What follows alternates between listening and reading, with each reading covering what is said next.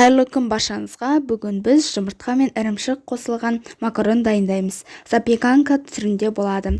Видеоның соңына дейін қараңыздар. Ең алдымен қайнап тұрған суға тұз қосамыз, макарон қосып пісіріп аламыз.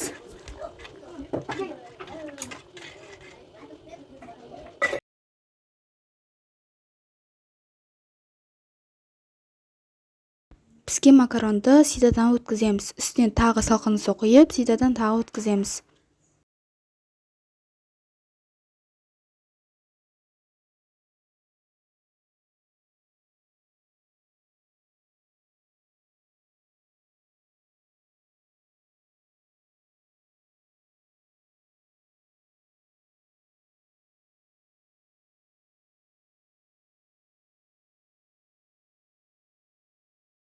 Ірімшікті үкіштен өткізіп аламыз.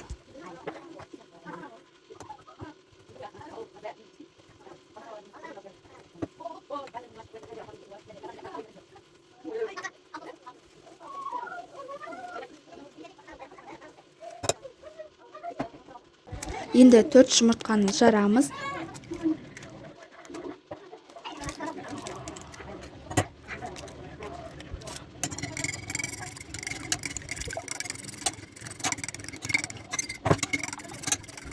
Үстіне жарты чай қасық тұз қосып араластырамыз да макаронның үстіне құямыз. Ірімшікті үкіштен өткізіп қосамыз, бәрін жақсылап араластырамыз.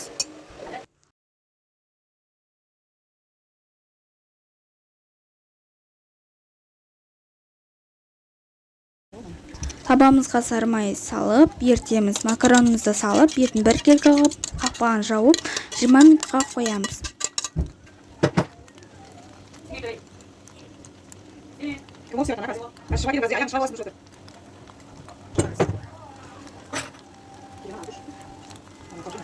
Жан-жағын ашып аламыз да, тәрелкенің көмегімен теріс аударып, қайтадан табамызға салып, бетіне ірімшік сеуіп, 10 минуттай пісіріп аламыз.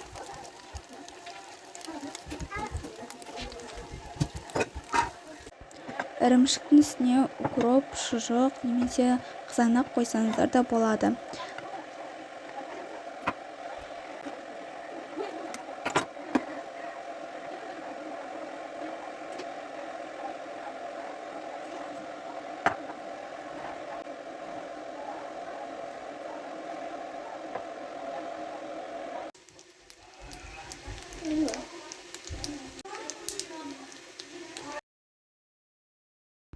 Мінекей өте дәмді запеканкамыз дайын. Егер де видео ұнаса, арнама тіркеліп, лайк басып, комментарий қалдыруды ұмытпаңыздар.